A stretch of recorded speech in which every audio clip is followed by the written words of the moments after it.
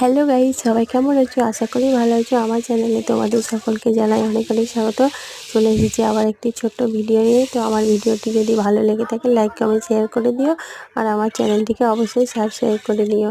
তো চলো আজকে আমার মেনুতে কী কী ছিল তোমাদের সাথে শেয়ার করি। আজকে আমার মেনুতে ছিল ডিমের ঝোল, আলু দিয়ে সম্পূর্ণ মাংসের ঝোলের মতো স্টাইলে, আর সাথে হচ্ছে মুসুরির ডাল, বেগুন ভাজা আর আলু সেদ্ধ। আলু সেদ্ধটা তবে শুকনো লঙ্কা পেঁয়াজ রসুন ভেজে মাখা হবে। তো আমার ডিমের ঝোল হয়ে গেছে।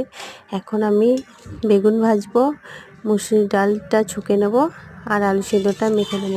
তো চলো, আমার ভিডিওটি কেমন লাগলো সবাই কমেন্টে জানিও, আর নতুন নতুন ভিডিও পেতে আমার চ্যানেলটিকে অবশ্যই সাবস্ক্রাইব করে নিও। তো দেখা হচ্ছে পরের ভিডিও। আজকের মতো আমার রান্না কমপ্লিট। তো সবাই ভালো থাকবে, সুস্থ থাকবে।